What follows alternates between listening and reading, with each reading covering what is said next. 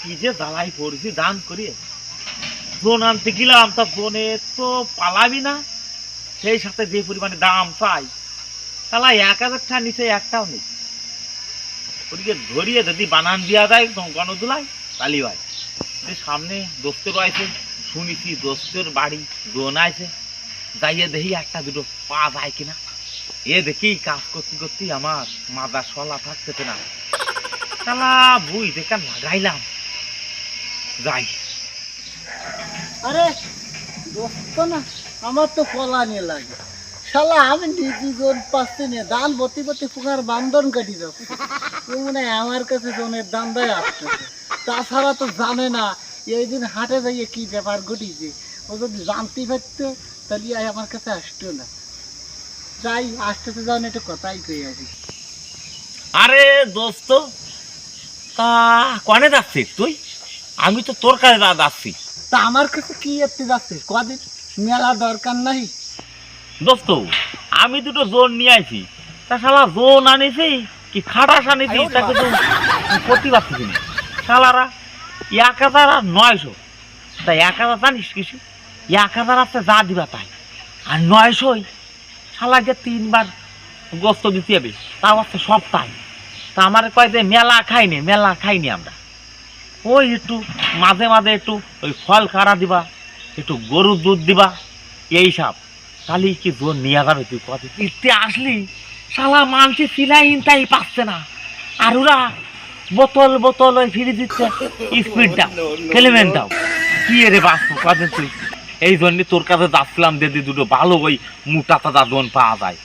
শালাকে তো বিশ্বাস নেই, শালারা ওই বহরে কব তা চলে যাবে মানে দিন 10টায়, আসবে আসে দুটোর সময়, তাহলে কাজ করবি কোন সময়?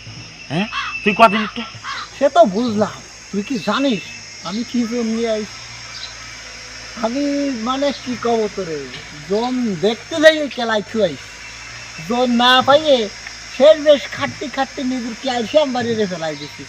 শোন, ওই সারা গেমে গেলাম, আমি দেখতে গেলাম এই আজকেই সেখানতে আসে কেবল এই দেখ এই দাঁড়াইছি, তুই সেই সময় আমার কাছে আসতেছি, দেখতে গেলাম যে উত্তর পাড়ায় কিন্তু জোন পাওয়া যায় কিনা তাই দেখতে যাচ্ছি।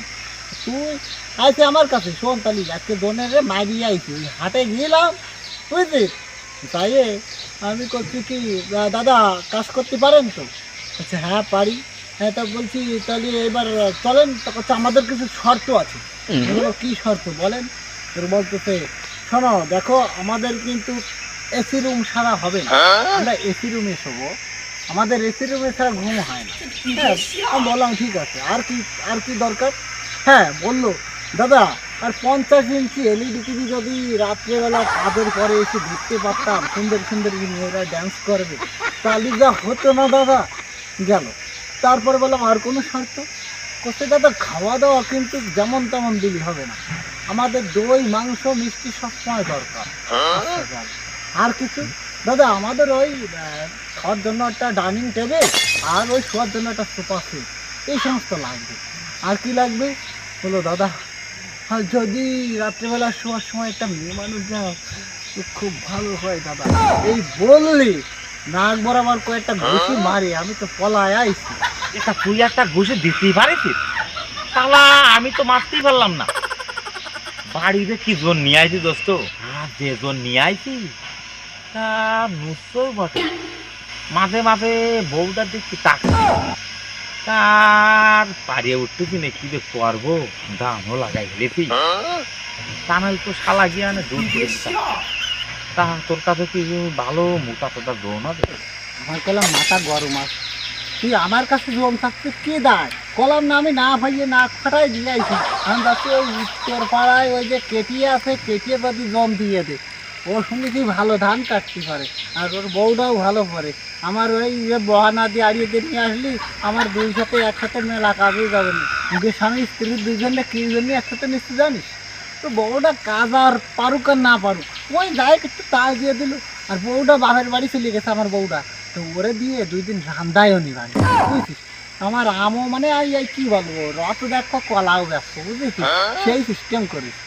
তুই তো ভালো সিস্টেম করেছিস, তাহলে তুই 2 দিন পর আর আমি 2 দিন পেটের বউরে দিয়ে করাইনি জানি।